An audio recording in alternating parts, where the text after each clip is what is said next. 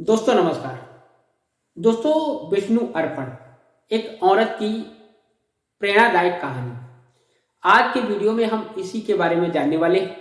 तो आइए वीडियो को शुरू करते हैं और हम जानते हैं इस कहानी के बारे में।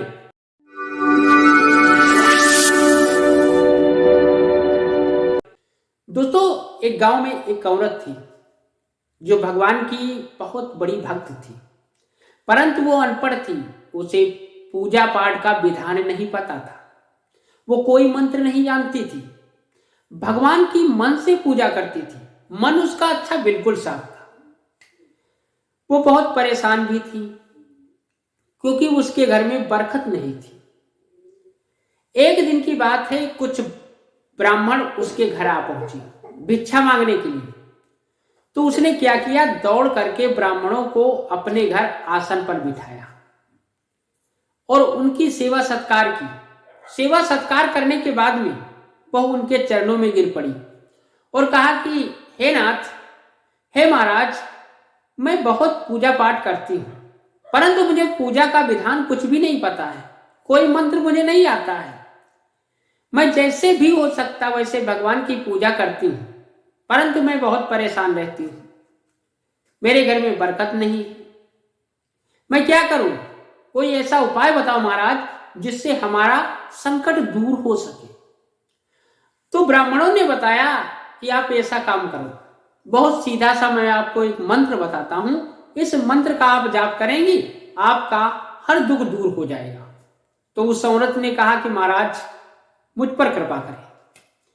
तो ब्राह्मणों ने बताया कि आप अपने घर में एक विष्णु जी का फोटो लाकर मंदिर में लगा लीजिए। जहां पर आप पूजा करती हैं वहां पर उस फोटो को आप स्थापित कर दीजिए और प्रतिदिन का नियम बना लो।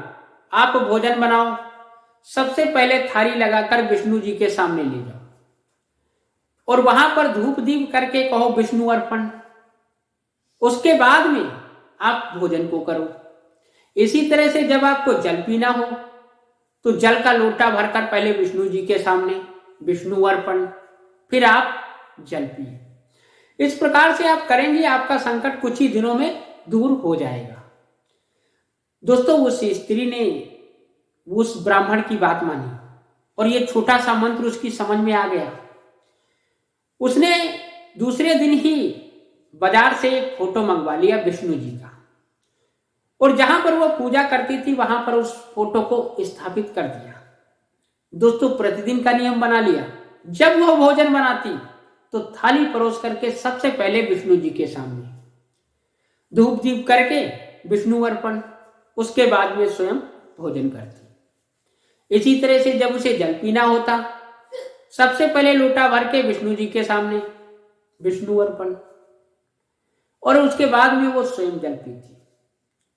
दोस्तों, धीरे धीरे उसकी आदत बन गई कि वो हर बात में हर क्षण विष्णु अर्पण करके ही अपना सारा काम करती। वो काम कोई भी हो,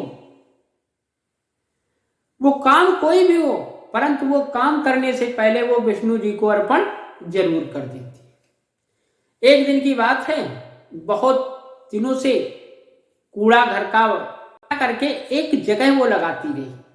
कूड़ा जब ज्यादा हो गया तो उसने सोचा अब इस कूड़े को हम फेंक दें। उस कूड़े को उसने बोरी में भर दिया और बोरी में भरने के बाद वो जहां पर लोग कूड़ा फेंकते थे वहां ले जाकर के उस बोरी को फेंक दिया और कहा विष्णु अर्पण। दोस्तों, उधर से नारद जी गुजर रहे थे।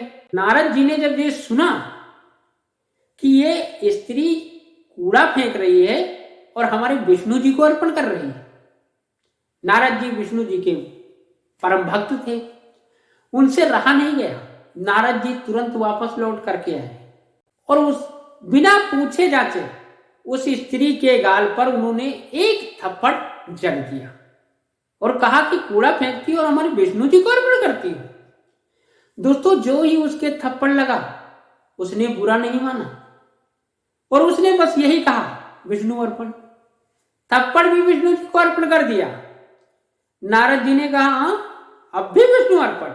नारद जी ने फिर सोचा, न विचारा और दूसरे गाल पे दूसरा तमाचा उन्होंने फिर से जड़ दिया।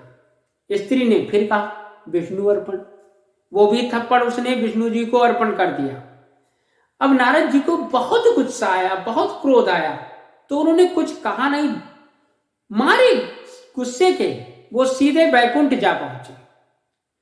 दोस्तों, जब वो बैकुंठ पहुंचे तो वो देखते क्या है कि विष्णु जी के गालों में 5 उंगलियां इधर और दूसरे गाल पर 5 उंगलियां उधर छपी हुई थी। अब नारद जी की समझ में नहीं आया, तो वो बोले, विष्णु जी के चरणों में गिर पड़े और कहा कि हे नाथ, ये हम क्या देख रहे हैं? जिस चेहरे पर सूरज की लालिमा चमकती थी वहां आज उंगलियों के निशान, क्या बात है? तो विष्णु जी ने कहा कि नारद, खुद मारते हो और खुद ही पूछते हो। नारद जी ने कहा कि नाथ, मैं आप पर हाथ कैसे उठा सकता हूं? यह अपराध मैं कर ही नहीं सकता।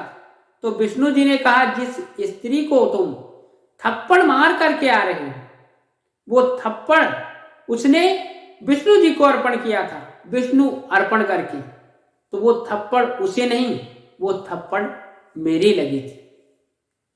वो मेरी अनन्य भक्त है, वो भक्ति कैसे भी करती है, परंतु उसका मन बहुत साफ है। उसने दोनों थप्पड़ मेरे को अर्पण कर दिया। जो ये उंगलियों के निशान दिख रहे हैं, ये आपके वही थप्पड़ है। विष्णु जी के इस बात को सुनकर नारद जी विष्णु जी के चरणों में गिर पड़े और कहा कि हे नाथ, मैं मान गया, आप सचमुच भक्त वत्सल है। प्रभु, मैं जान गया, मेरी भक्ति से ज्यादा उस औरत की भक्ति में ताकत है जो कुछ भी नहीं जानती। दोस्तों, इस कहानी से हमें यह सीख मिलती है कि हमें पूजा का विधान आए या ना आए, मंत्र आए ना आए, हमारा मन साफ होना चाहिए, भगवान के प्रति हमारा हृदय साफ होना चाहिए। और जब हमारा हृदय साफ होगा तो भगवान की भक्ति करने के लिए हमें मंत्रों की आवश्यकता नहीं पड़ेगी, हमें धूप की आवश्यकता नहीं पड़ेगी, हमें प्रसाद चढ़ाने की आवश्यकता नहीं पड़ेगी, हमें किसी चीज की आवश्यकता नहीं है। सिर्फ मन से भगवान का स्मरण करने की आवश्यकता है, क्योंकि भगवान उन्हीं भक्तों पर प्रसन्न होते हैं जिनका मन साफ होता है। जिसने हृदय साफ किया, भगवान उसी को मिले। तो दोस्तों, ये था आज का वीडियो, जिस वीडियो में हमने जाना एक हिंदी प्रेरणादायक कहानी विष्णु अर्पण। अगर वीडियो पसंद आई है तो वीडियो को लाइक करना, हमारे चैनल को सब्सक्राइब कर लेना, ताकि हमारी आपकी मुलाकात रोजाना यूं ही होती रहे। दोस्तों, जय श्री राधे, जय श्री श्याम।